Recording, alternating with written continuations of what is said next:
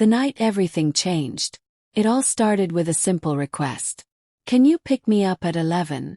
Madison asked, her voice soft and sweet as she stood in front of the mirror, applying one last touch of lipstick. "I don't want to drink and drive. It's just a girls' night. Nothing crazy." She smiled that smile, the one that used to melt me. I nodded, told her of course, and kissed her goodbye as she grabbed her clutch and stepped into the night. That black dress clung to her like it had been made just for her, and as the door shut behind her, I should have been thinking about how lucky I was. But I wasn't. Something gnawed at me. A flicker of unease that I couldn't shake. Maybe it was the way her voice sounded too casual, or the way she avoided my eyes just a little too long. Maybe it was nothing. But maybe it was everything. And that's when I made a decision. Not because I didn't trust her. At least that's what I told myself. But because I needed to see for myself. I needed to know. So I left early. At exactly 10 p.m. I parked outside the venue. The night was alive. Music thumped from inside the building, spilling onto the street like a heartbeat. Laughter echoed around me, people swaying and stumbling, high on alcohol and adrenaline. To anyone else it was just another night. But to me it was the moment my world started to unravel. I stepped out of the car, every breath heavy, my gut twisted in knots.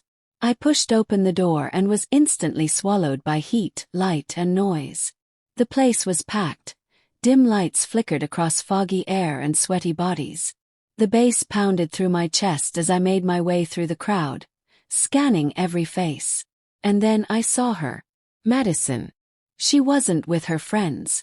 She wasn't laughing at the bar or taking selfies with the girls. Well, she was dancing, pressed against someone else. My breath caught in my throat. Her arms wrapped around his shoulders, her hips moving in sync with his like they'd done it 100 times. His hands gripped her waist possessively. She tilted her head and whispered something into his ear. The same tilt, the same whisper that used to be just for me. Then she laughed. That soft, intimate laugh that once meant I was the center of her world. Now it belonged to someone else. I stood there, frozen in the crowd. Just a girl's night, she had said. Nothing serious. And here she was, tangled up with a stranger like I didn't even exist. I could have walked away. Could have left and let her believe she got away with it. But I didn't. I reached into my pocket, pulled out my phone and hit record. Every second, the touches, the whispers, the smile she gave him. I captured it all.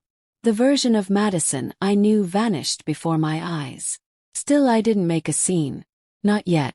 She didn't know I was there. She didn't know her lies had caught up with her. I followed at a distance as she took his hand, leading him off the dance floor and into a hallway near the VIP lounge. The music dulled behind the thick walls, and the air turned still. I slipped around the corner, just in time to see her press herself into him again. His lips brushed her cheek. Her hands roamed his chest. He leaned in to kiss her. And that's when I stepped forward. Madison. Her name cut through the moment like a razor. She froze. Slowly her head turned. Her smile died. Panic replaced it. Her hands were still on him. His arms were still around her. But now she was looking at me. "Hey Alex. I can explain." I lifted my phone, the screen glowing between us. "No need. I've got everything I need right here." She lunged toward me, desperation rising. "Wait, please. Just let me talk to you." I pulled the phone back, my voice cold. "Talk. You seemed fine talking to him 10 minutes ago." The guy glanced between us, confused. Who is this?" Madison stumbled a step forward. "Alex, please." I laughed quietly, shaking my head. "You said it was just a girls' night." He looked at her, frowning. "Wait, you're in a relationship." Madison's voice cracked. "It's complicated." I turned to him. "No. It's actually really simple." She was scrambling now. Eyes wide, mouth dry, looking for an escape that didn't exist. She had never expected to get caught. Never thought I'd be there before 11.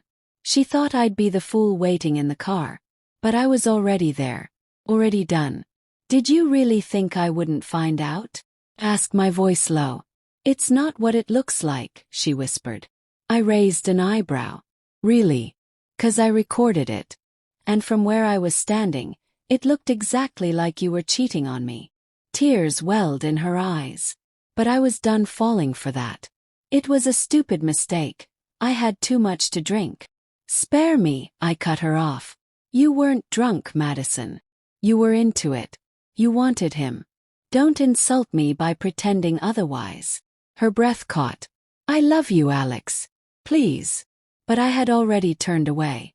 Home. Scoff. Madison, you don't have a home with me anymore. She staggered.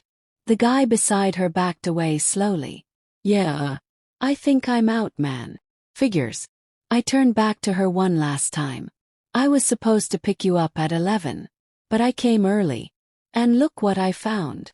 She reached for me through her tears. It didn't mean anything. You're right, I said. Because after tonight, you mean nothing to me. I walked away without another word, without another glance. She thought she had the upper hand. Thought she could keep lying, sneaking around, and I'd keep loving her anyway. But that night I took my power back. When I got to my car, her calls were already coming in. Then messages. Alex, please talk to me. Messed up. But we can fix this. Where are you? I smiled grimly. She still didn't get it. I opened our group chat, the one with all our friends. The one she lied to just as much as me. And I dropped the video. Just so everyone knows what Madison was up to tonight. The response was immediate. Chris, no freaking way. Megan, Madison, please tell me this isn't real. Josham, that's brutal. I'm so sorry, man. But the best message. Madison, are you serious? Why would you do this? I laughed. Oh, now she was mad. Now that the mask had fallen. I typed one final message to her. Because you deserved it. Then, without hesitation, I blocked her. The fallout was swift. By the next day, her world had collapsed. Friends cut her off. Her carefully curated image shattered. Even the guy from that night ghosted her completely. And then came the final blow. Chris. Dude, Madison lost her job. Me what? How? Chris, her boss saw the video. She was up for a promotion. But they didn't want someone with that kind of drama representing the company. I stared at the screen, letting it sink in. She lost everything. Her relationship, her reputation, her future. And me. I felt nothing but peace. For so long she held the strings. Controlled the narrative. Lived a double life while I played the fool. But not anymore. A week later she showed up at my door. Disheveled. Fallen eyes. The confident woman from before was gone. I needed to see you, she said, voice trembling. Why? Asked. I miss you, she whispered. I stared at her for a long time, then stepped back. Yeah. Well, I don't miss you. And I shut the door. She thought I'd always be there. That no matter what she did, I'd still come when she called. But that night changed everything. She didn't just lose me. She lost the version of me who loved her. And she'd never get him back.